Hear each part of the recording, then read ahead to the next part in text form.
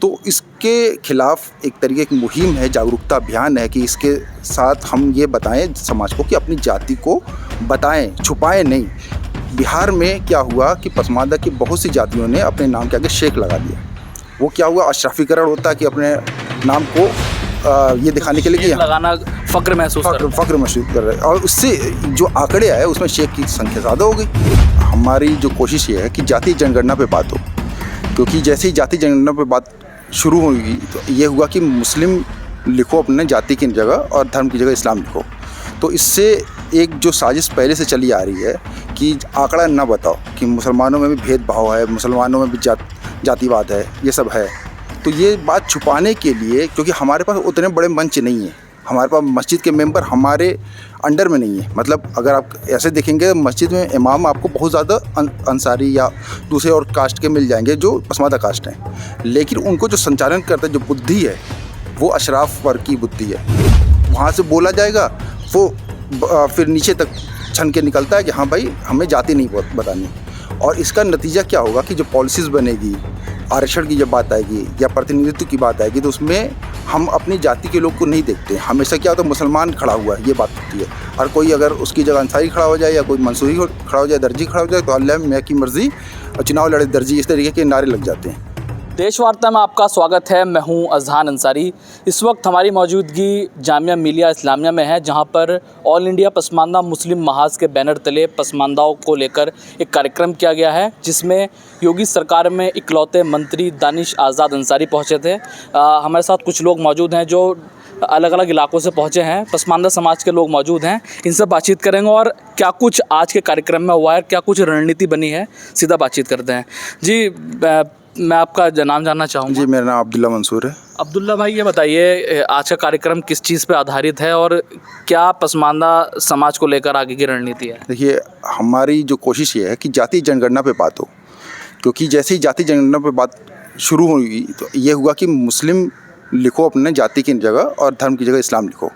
तो इससे एक जो साजिश पहले से चली आ रही है कि आंकड़ा ना बताओ कि मुसलमानों में भी भेदभाव है, मुसलमानों में भी जातिवाद है, ये सब है। तो ये बात छुपाने के लिए, क्योंकि हमारे पास उतने बड़े मंच नहीं है, हमारे पास मस्जिद के मेंबर हमारे अंडर में नहीं है। मतलब अगर आप ऐसे देखेंगे मस्जिद में इमाम आपको बहुत ज़्यादा अंसारी या दूसरे और कास्ट के मिल जाएंगे जो पसमानदा कास्ट हैं, लेकिन उनको जो संचालन करता है, जो बुद्धि है, वो अशराफ वर्ग की बुद्धि है। तो वो वहाँ से बोला जाएगा, वो फिर नीचे तक छन के निकलता है कि हाँ भाई हमें जाति नहीं बतानी। और इसका नतीजा क्या होगा कि जो पॉलिसीज़ बनेगी, आरक्षण की जब बात आएगी या प्रतिनिधित्व की बात आएगी, तो उसमें हम अपनी जाति के लोग को नहीं देखते। हमेशा क्या होता है, मुसलमान खड़ा हुआ है, ये बात होती है।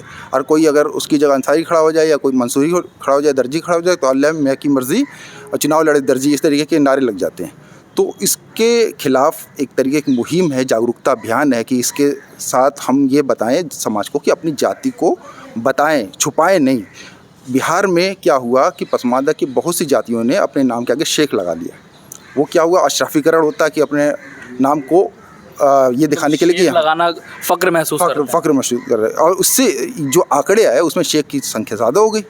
जबकि जो लगा ना, शेख मंसूरी, शेख अंसारी, शेख हलाल खोर, इस तरीके के बहुत से शेख, उन्होंने अपना शेख बोला और टिक करने वाला जैसे जो जाएगा वहाँ पे जाति जनगणना करने, जैसे टीचर अगर है, ज़्यादातर टीचर जाते हैं, तो उनको इससे मतलब मुस्लिम समाज में ऑलरेडी पता नहीं कि जाति है कि नहीं है।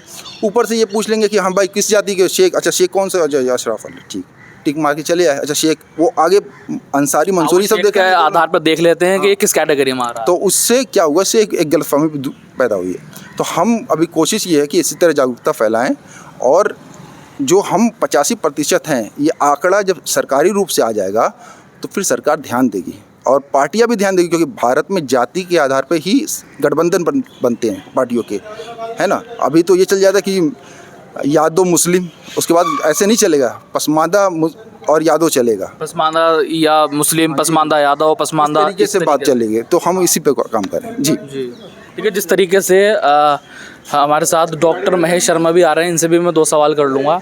डॉक्टर साहब आइए एक मिनट। डॉक्टर साहब देश वार्ता में आपका स्वागत है जी।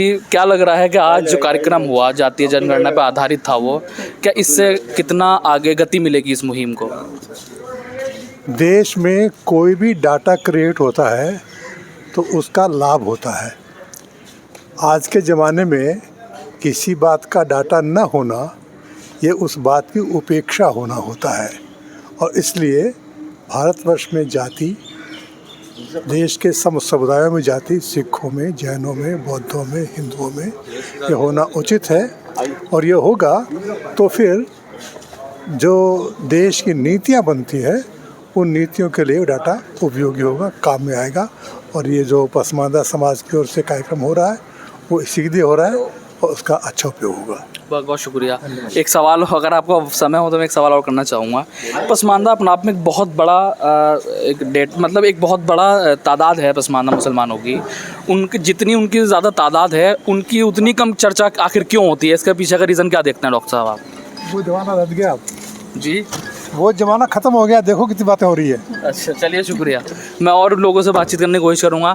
अनीस भाई आप आ जाइए। अनीस भाई बताइए, आज जो कार्यक्रम हुआ उसमें दानिश अंसारी भी पहुँचे थे। जी। तो क्या लग रहा है कि क्या इसका राजनीतिक रूप से भी कुछ मतलब निकाला जाए? दानिश अंसारी भी पहुँचे थे। देखें, पता है मेन चीज़ क्या है, मैं अनीस अहमद अंसारी हूँ, वाह वाह करके मशहूर हूँ।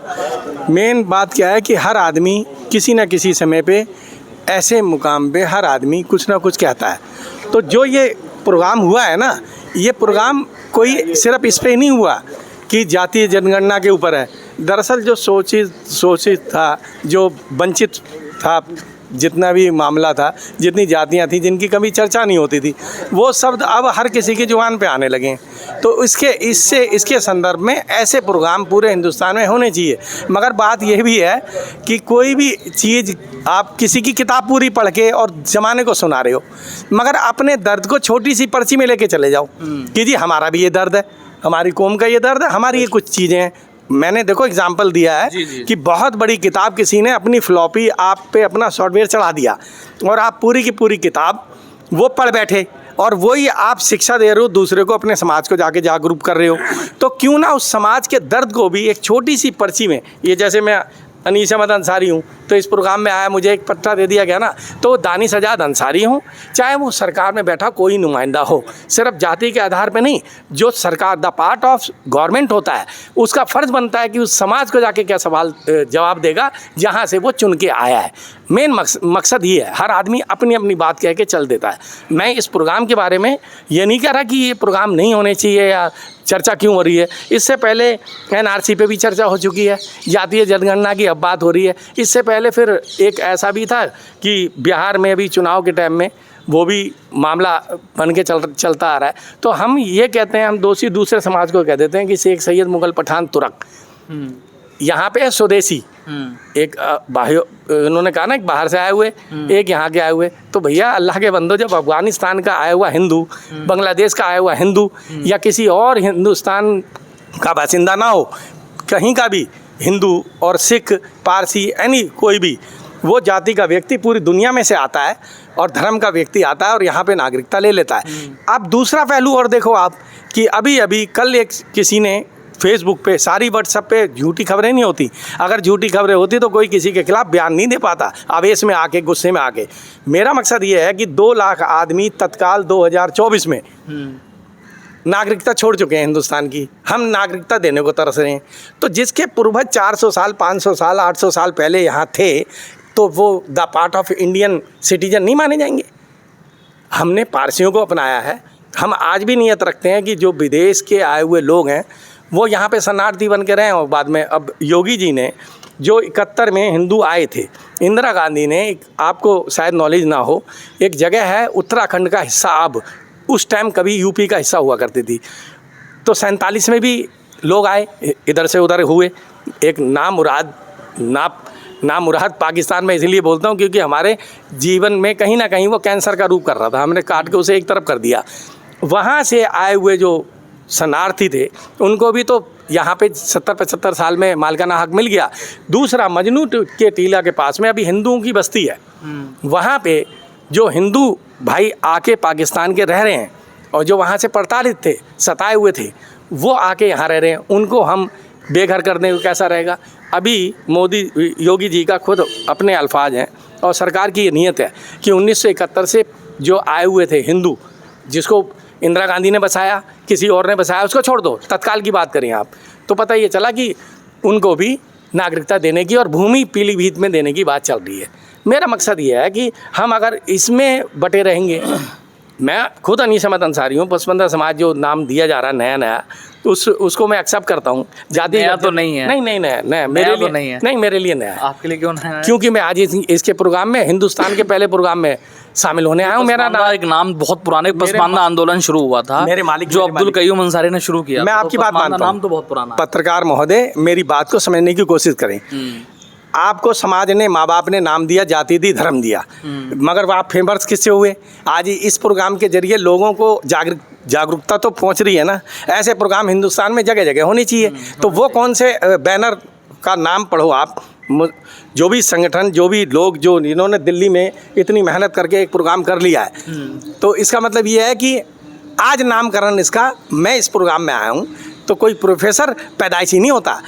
IAS, IPS, डॉक्टर, MBBS होता नहीं है। जब वो सेक्टर में जाता है, उस पचेसन में और डिग्री में जाता है, तब PhD होल्डर कहलाता है।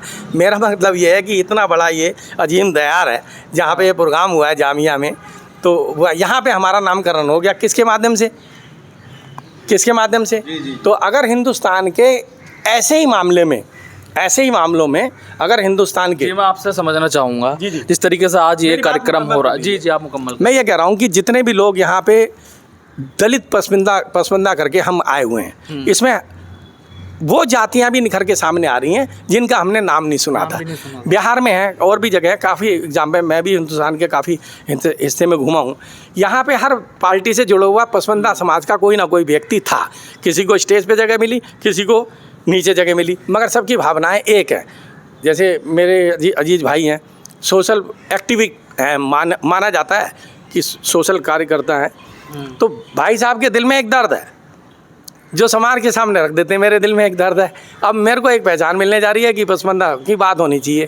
तो वो तो कभी कयूम अंसारी साहब का, आपने मरहूम का नाम लिया, उसके बाद 98 में अली अनवर अंसारी साहब, उसके बाद फिर मोदी साहब के मुंह से ये अल्फाज सुने जा रहे हैं पसमानदा। इसका मतलब चर्चा तो हो रही है ना।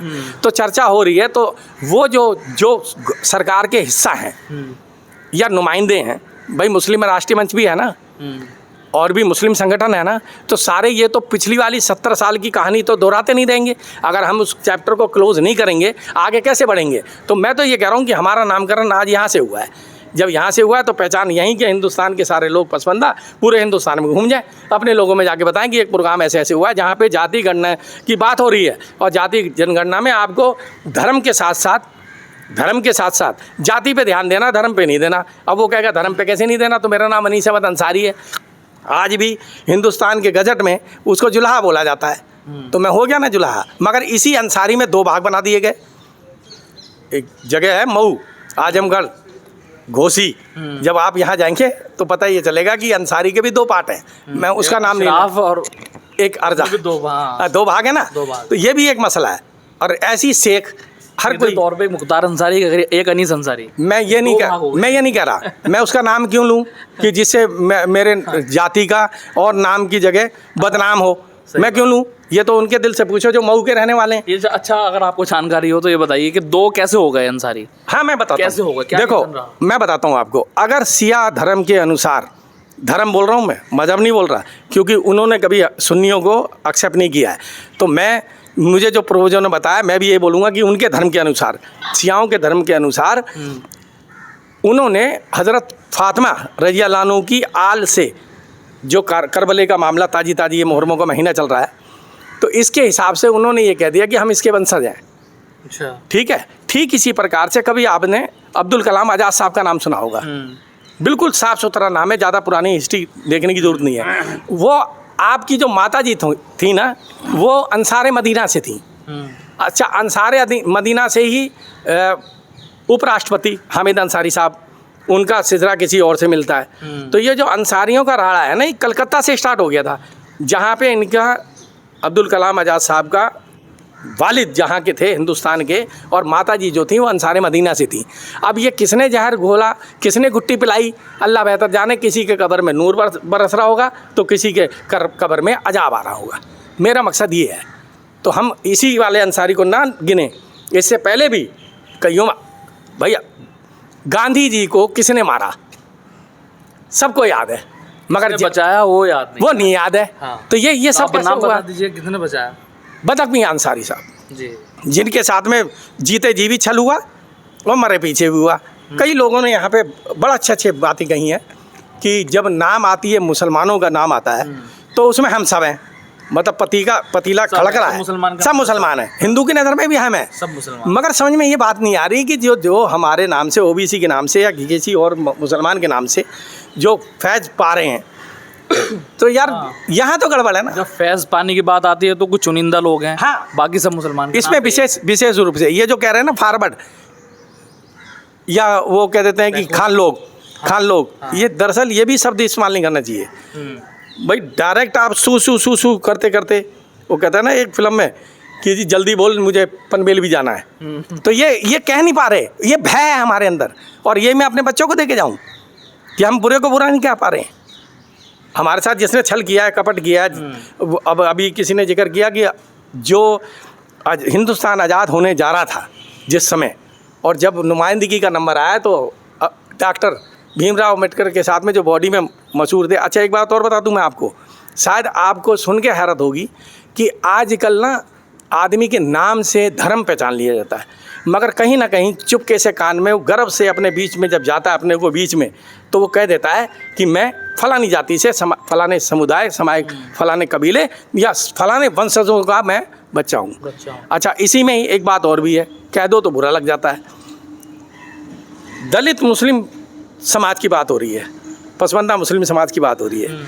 अभी तक किसी भी पसमानदा चलाने वाले संगठन जो ज़्यादातर अंसारी हैं, आप किसी के ऊपर अगर इतना बोझ डाल दोगे कि दूसरी जाति को फैजी ना मिले, सदर भी तुम बनोगे, जनरल सेक्रेटरी भी तुम बनोगे, मैं अंसारी हूँ, उसके बाद भी बात कह रहा हूँ, तो इसमें मंसूरी, कुरैशी, ये कहाँ जाएंगे भाई? दर्जी कहाँ जाएंगे? अल्लाह के बंदो, इनको भी अपने साथ में सम्मिलित करो, तभी तो सहयोग बनेगा। तो 4 हाथ का चौधरी और 5 हाथ का पंच, जाके घर 6 हाथ है माँ के अंच लगे ना पंच। हमारे में ऐसे ही अभी इकरा हुसैन माननीय सांसद का मामला है, कौन सा ऐसा पसंदा कौन सा महाज खड़ा हुआ है, समाज खड़ा हुआ जिसने आके ये कह दिया, जबकि उसके समाज के लोग जो अच्छी राजपूत समाज के लोग सामने आए। जबकि देखो किसी का नाम लोगे तो उसका नाम लेना पड़ेगा।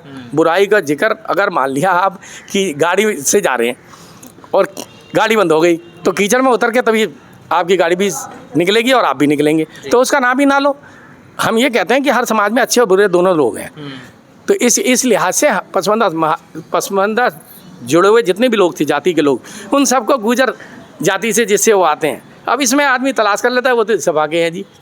दूसरा, अभी एक सांसद है सपा के, रामपुर से चुन के आए, उनके यहाँ लोग कह रहे हैं, हमने भी देखा, उनके यहाँ जाके चौकड़ी लगा दी किसी ने, पार्टी के मुखिया ने, सरगना ने, कहना किसी को आ नहीं रहा।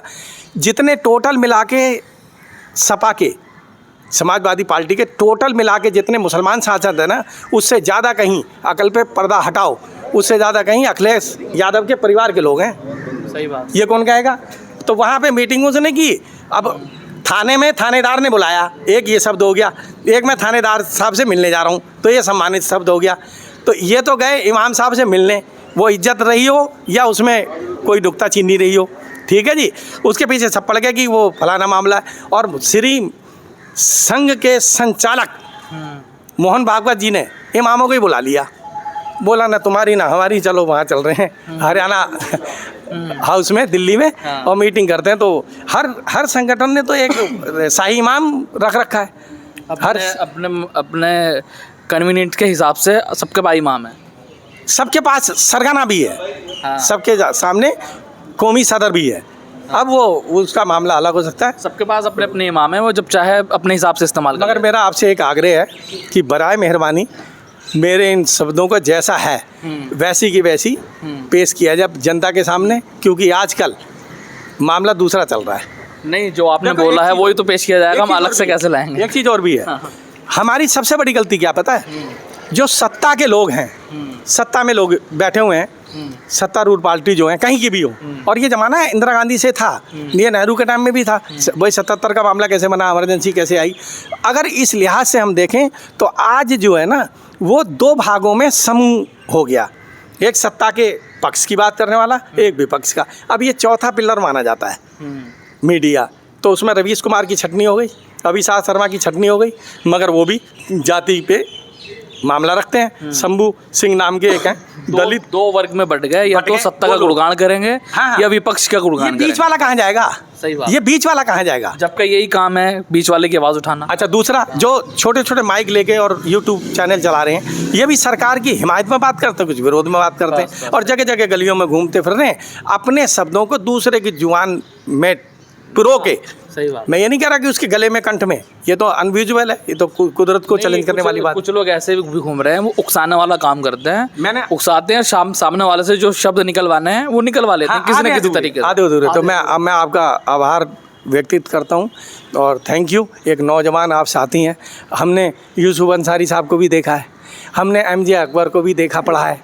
तो साहब ऐसे लोग हैं। अगर बात ये आ जाए ना कि पत्रकारों में भी, तो शंभू मैंने बताया नेशनल दस्तखत चलाते हैं, और काफ़ी सारे आपने गाजियाबाद के, और वकील, बुद्धिजीवी सब देखे होंगे। पढ़े लिखे, इस समाज में पढ़े लिखे लोग हैं, पसमंदा समाज में भी पढ़े लिखे हैं, काबिल हैं, प्रोफेसर हैं, IAS IPS हैं। अब वो कह ना पाए वो बात दूसरी है। ठीक इसी प्रकार से अगर सरकार को आपको मौका मिल रहा है और आपको अपनी बात कहने का उस पटल पे, भाई दर्द मेरा हो, हैं शब्द मेरे हों, और बोले दानिश आज़ाद अंसारी, तब मज़ेदारी है। और मेरी पी जाए और किसी और की बोल जाए तो वो तो नागवार गुजरेगा जी। तो मैं आपका बहुत बहुत शुक्रगुजार हूँ जी।